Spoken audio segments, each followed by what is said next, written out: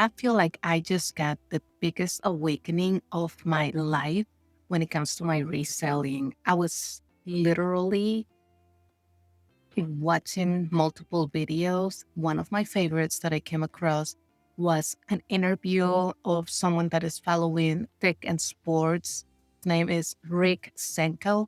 He was the number one eBay reseller for men's clothing. He has so much wisdom to share with the rest of us that can be applied for anybody really that is trying to do the reselling. I started doing reselling last year, but I had always taken it not even as a part-time side hustle. I have so many side hustles that I've never really given the attention to one specific hustle. And I think that's where my issue comes. I have a full-time job. I have a very successful nursing career. I really want to get into the reselling world, not only because I enjoy every part of the process, but because I feel like it's a chance for me to do something I enjoy and bring a little bit of extra income to pay off any debt that we have, maybe a little extra money. And to be honest, when you look at the things that you can do out there where you can get a big return in your investment, reselling is one of those things that will do that. Now, another thing I love about the reselling world is that I love thrifting. I still remember when I used to go thrifting with my mom because we couldn't afford really buying things off the shelves of the stores. We would still find things in great condition and we would wear them. And then there came a time when I could afford to go buy at the stores or online, but there's something about thrift and buying things from other people that is like this recycling of clothing. And to my surprise, there is so much waste and a lot of clothing that actually ends up in landfills. And so my fear of getting into the reselling world was because people were saying, well, what about the people that can't afford to buy clothes? They get their stuff from these places. Like one example is Goodwill, right? And come to find out that a lot of those clothes that don't sell, they just don't get picked up, end up being just wasted, right? I feel like I provide a lot of service to the community and to other people through other ways. There are much better ways to quote unquote take in items from them. If the items are out there, we are bringing them to a new home where they can be loved again. And a lot of the items I try to buy on my size so that I can wear them or my family members can wear them. And then after we get used of them, we also resell them. They end up being out there, used by someone else. So that's why I love the reselling world, the thrifting world. A lot of times when people started hearing that I was doing this, they started bringing me their things and they were like, hey, if you want to buy some of my stuff, a good deal here. And so the more people kept hearing that, the more connections I was doing with people, getting items for better prices. I just think it's wonderful. The energy, how I feel doing this is actually pretty exciting to me. And it's time for me to take it more seriously. It has been a year and I have probably made less than $500 in a year on sales. Now, that is all on me. I'm very aware of it because I haven't taken this seriously or at least not consistently because I do, since it's not something I depend on, I am not consistent with it and I am not putting the time and effort or the implementing systems to actually run it as a business and start making consistent income from it. The topic of the day that I wanted to share with everyone after watching some videos, trying to learn, well, what can I do? If I'm going to take this seriously, I need to learn from the best. I need to learn from people that are doing this and it's working for them. So what can I do? And so I stumbled upon Tech and Sports, and oh my God, he has over 15 years of experience doing this. He's such a motivational person just from him sharing his story of when he started to where he's now. I love what he said. He said he's ready to take a 50-year vacation if he wants to. So for 15 years, he worked so hard. And now, if he wanted to take a 50-year vacation, he can. He's not worried about if something were to happen to him, what is his family going to do? And now, am I going to get to that level? I don't think so. I think that there's a lot of things that have changed in the reselling world and platforms, online selling, and all that. However, the concepts still apply to running your business. And I love his passion, his dedication, and the valuable lessons that he teaches. So that's what I'm going to focus on today because I feel like someone just slapped me across the face, shook me, and woke me up. That fire has been ignited. And I'm going to share with you some of the greatest things I learned from the videos that I've been watching from Rick, TechandSports. That's how most people know him. I'm going to show you, took some notes, and I'm going to show you some of the mistakes that he kind of highlights, and then some of the things that resellers should be focusing on instead of wasting their time on other things. I started applying some of these things immediately 2 days ago. I ended up actually that dress right there, the farm real dress that sold. And then today I got a notification that some Nike pins sold as well. So I'm going to be packing those items, take them to the post office in the morning because I am in the Midwest and we're about to have one of the biggest storms in decades.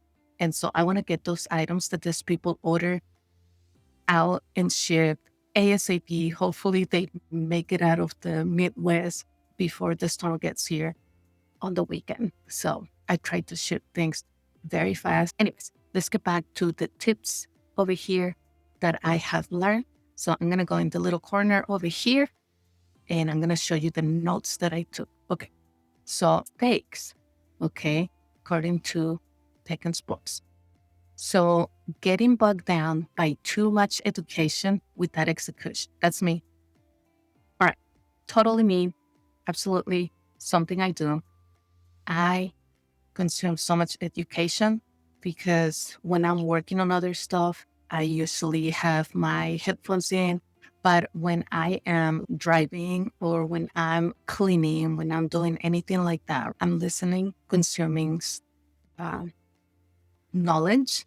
And I get so excited from watching all these other people, but I get stuck in just the knowledge and none of the execution. As you can see, I got mountains and mountains of things that should have already been taken care of. And I get lost in the planning. Something I need to start doing is more action, less planning, more action, less planning. I need to trust myself that I have learned enough from videos that I need to get out there and start experiencing and seeing what it is actually going to work. I have the direction, actually put it to work. It does me no good to know it and not apply it.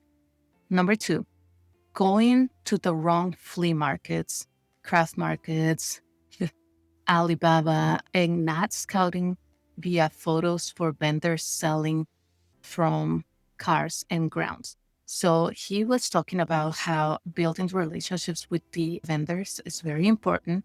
You also have to know what kind of stuff they sell. A lot of the stuff out there is fake.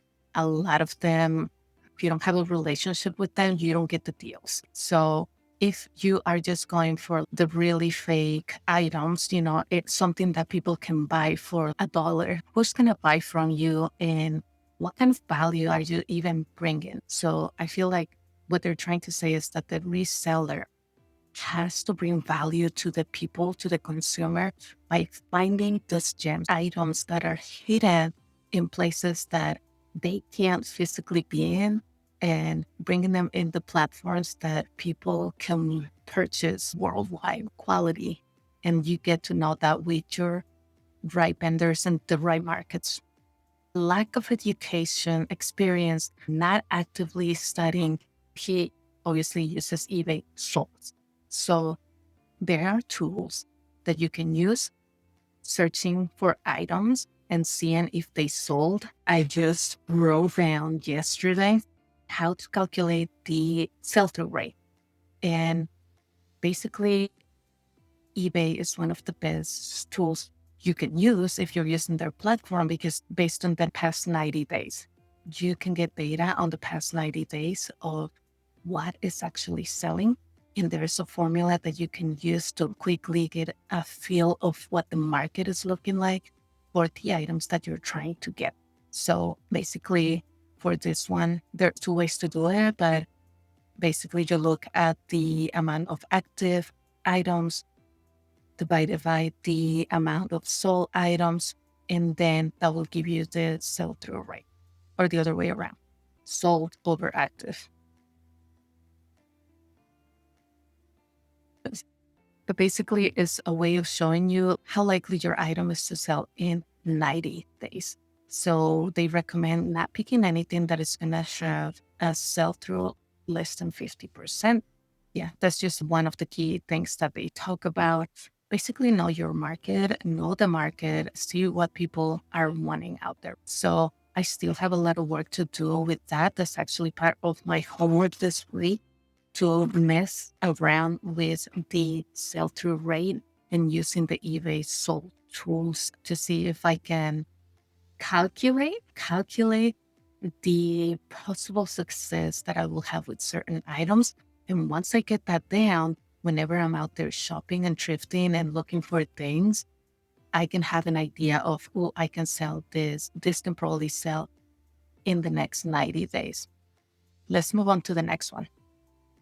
Picking up too many low dollar, tough to sell items at trips due to low standards. That's how I've been doing it. That's how I've been doing it. Basically, I'm just like, well, this is a good deal. I'm getting things for less than $10. And then you get on the platforms and the item that you picked for $10 is selling for 7 or is selling for $15. And at that time, you realize that after they take their fees, the shipping tools and materials that you use and everything else, and time is valuable. You don't get that back. Your time and energy is being spent here too. And you end up really not making any money, and you're going to get yourself burned out fast. So quit doing that. I need to quit doing that. And this was one of those wake up calls. Prioritizing convenience by only going to nearby thrift store bins instead of traveling to high quality places. So most people that resell try to do this. They go to the nearest place, even if it's not the best for high quality supplies. So I will say I agree with this. Here in my local area, we do have some good spots. But when I went to the next city over, which was about 50 minutes from where I live, we found a beautiful spot that has a lot of great items for great prices. So it's like, do I really want to go back over there? Well, after learning some of these things that I'm learning, it's like, well, yes, but as of right now, I am grounded. I cannot go shop anymore. And you will hear why here in a second.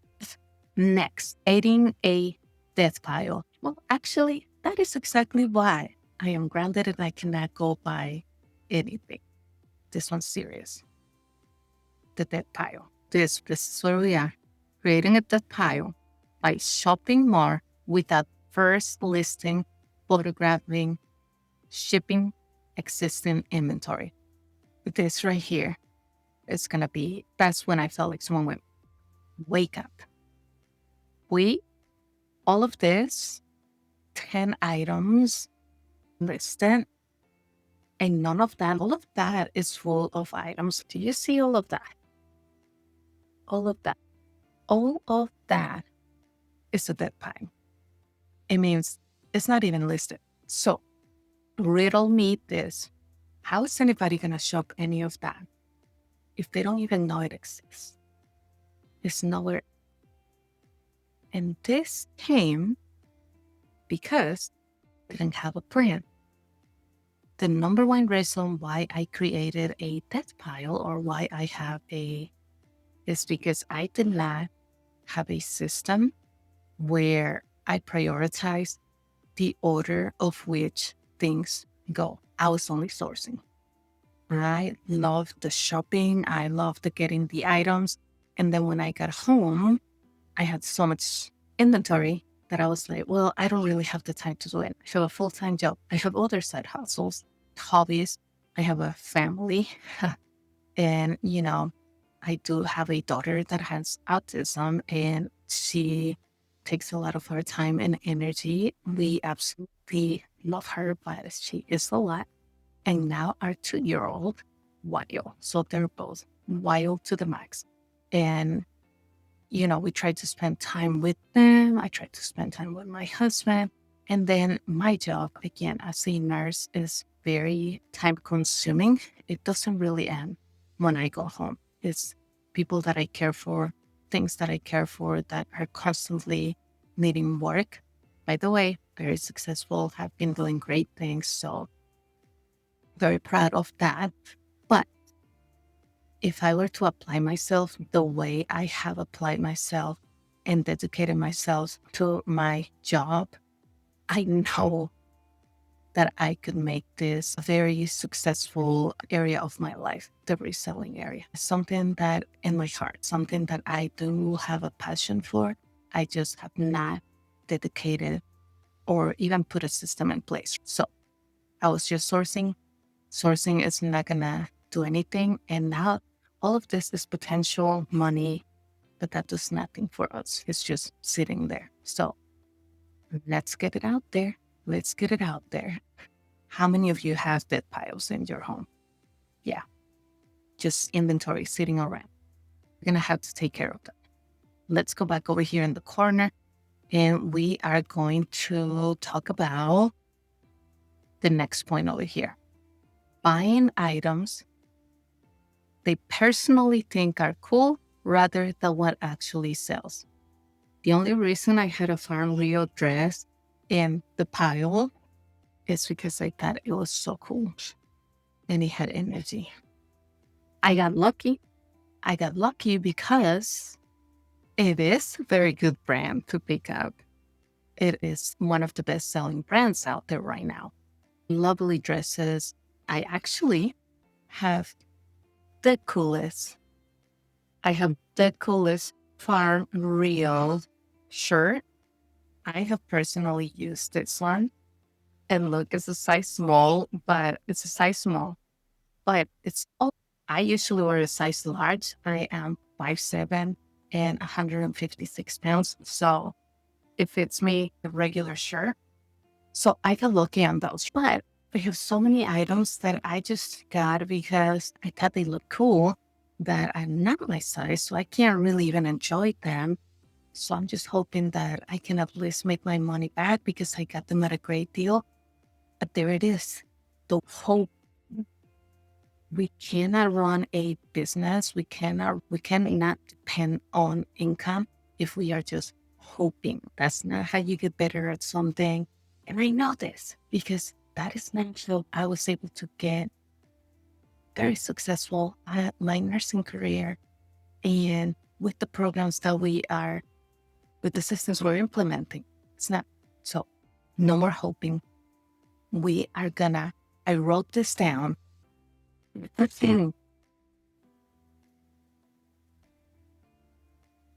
I'm not gonna be the reseller who hopes my items will sell. I'm going to be the reseller who knows my items will sell. Let's go back over here in the corner and we are gonna go tunnel vision. one category, ignoring opportunities in other niches like shoes and hats. He was saying maybe you don't sell toys, but you see a toy that actually is very, for a fact that it's gonna sell for much more than what you found it. Well, what Tech was showing is that you could get it and then sell it to the person that is buying if you can still make a profit. Reselling is not about you make all the money and the people that you're sourcing from don't make their money. It's like they also have a business, they also have to make a profit. And if they make a profit, when you're purchasing and you make a profit, it's like a system that feeds itself, and so they stay in business, you stay in business, everybody is gaining something from the relationship. If you're the only person making profit, then they're gonna stop showing up. And then you're not gonna have anybody to source your good stuff. So everybody takes care of everybody. So if you see an item that don't just pass it by. Too long on tasks. Taking too long on tasks. 12 hours for something that should take you 4 hours or less. That's me. I get so sidetracked. I am making this video because I said I was going to make the video and then we had a lot going on. Yeah, I didn't make the video, but I said I was going to put videos out on Wednesdays, which now I see probably need to record on Tuesdays if I want to have them for Wednesday. All I have to do today is pack my orders, take pictures of 5 listings. But here I am. And then when I was going to start the video, I ended up going to check my email, check this and that. And that's how this has taken me forever, because I don't have a system that is like, right now I'm going to be taking the pictures, because I know once I have the pictures, I already have a way of listing things. So as long as I have the pictures, I can get the listings going and get them out in the markets. So that's the goal. Focus, focus, focus. And then my homework for the week is going to be different. Focus on the task at hand and allow it to only take you the amount of time that it's going to take you, not any longer. No side tracking, no side doing this and that. Focus on the task at hand. Basically, work on that efficiency. Very efficient work at my job. I can apply myself. Oh, back to the corner. Let's see.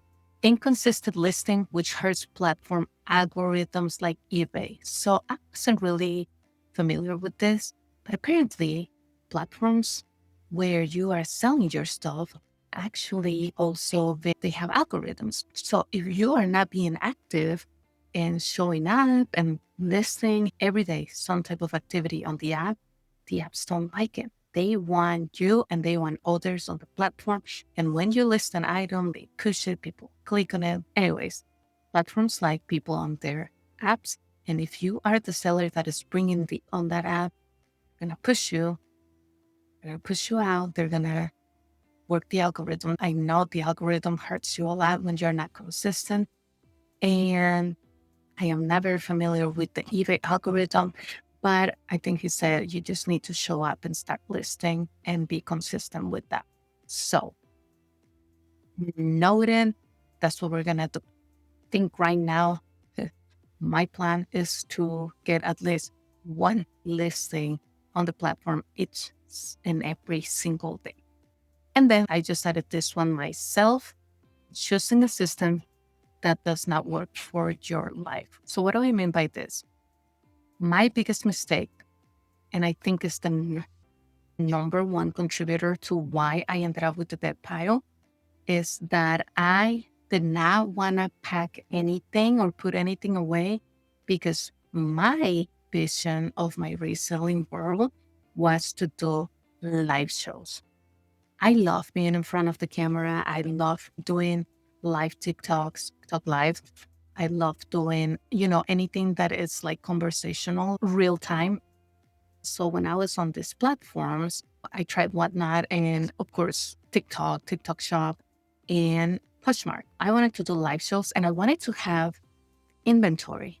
However, that does not work for my lifestyle, for my life. I have a full-time job from 8 a.m. until 5 p.m. I am at work, and then I come home. We usually eat.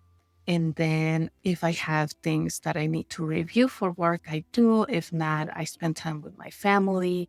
And then with little kids, we don't have the best sleep some nights, especially with our autistic daughter. Sometimes she just does not sleep well at night, wakes up in the middle of the night, wakes the baby up or the now toddler. So we just been on this cycle of chasing our tails. So we are limited on time. The best model for me, something that I put in the time and then the work happens on its own on the background. I only have certain blocks of times that I need to maximize, and live shows is not it. I think live shows, TikTok, I was able to build a following that they know that when I show up and I do my live shows, people come in because they love what I do. However, it took a while to build that following.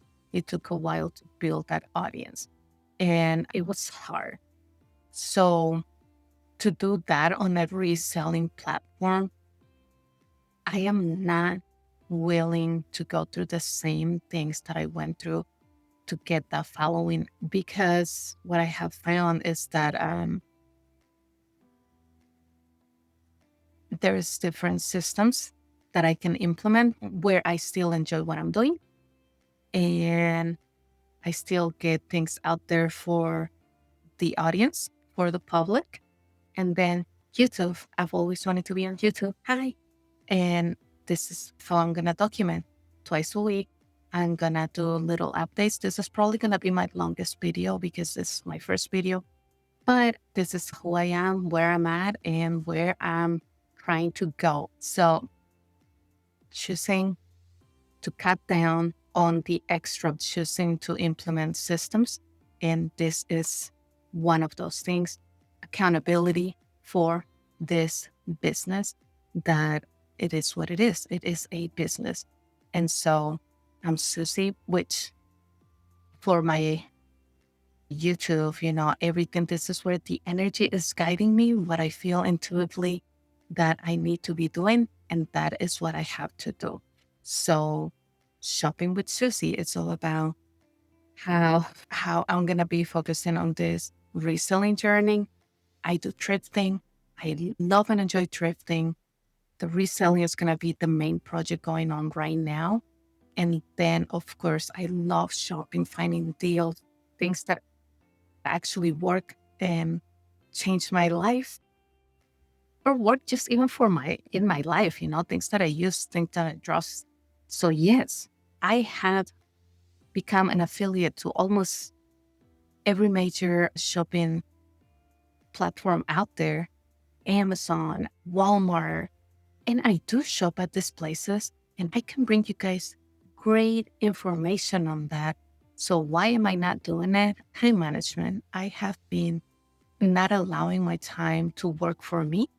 And energy management, I have been spending my energy on things that do not bring me any kind of return, something to show up for me. And I need to stop doing that because I have many goals and many plans that I'm trying to achieve. So here we are. I'm not going to go into the things that they said that Tech said that he needed the most because this video is already long enough. But I can just read the list to you. I'm not going to go into details with them. I'm going to make a whole different video for just that on its own. But I will read you the list of the notes that I took. So focus instead on prioritizing execution, list, photos, ship consistently every day, aim for high volume, like 360 items a day with efficient steps. That's the goal. Eventually we'll get there. I'm trying to get at least one listing right now, first week, and move up from there every week. Research and travel to the right sourcing spots. Actively study listings to understand the demand is my homework. Raise standards. Source only the best items from the best places, even if inconvenient.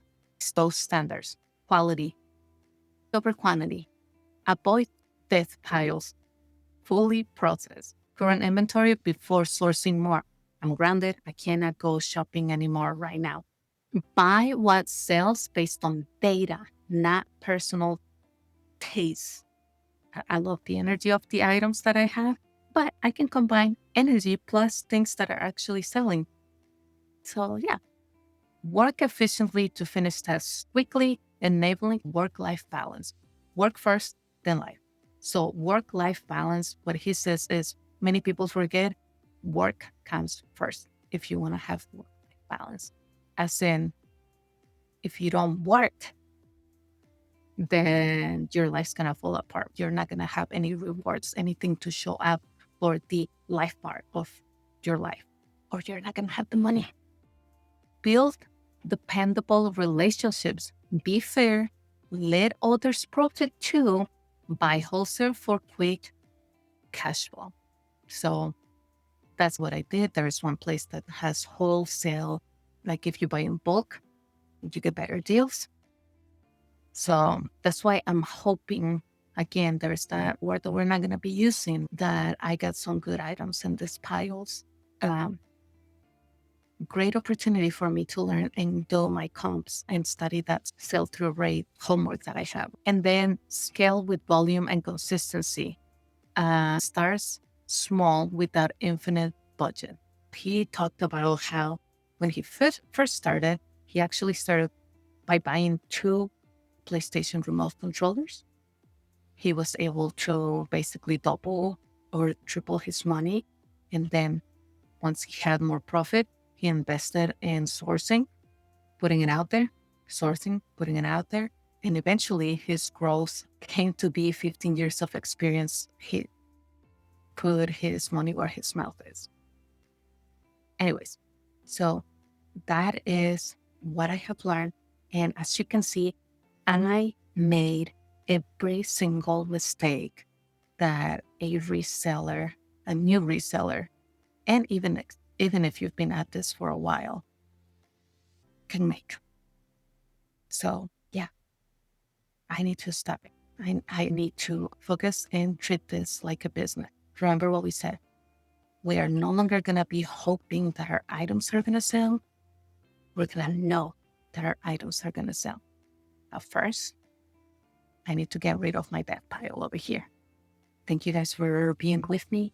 And if you want to follow my journey, make sure that you are subscribing. It's somewhere around here. And then tell me where you are in your reseller journey. And if you had heard any of these tips before, if you know about TechandSports. Because if you don't, you need to go learn from him. Alrighty. Love you all and see you next.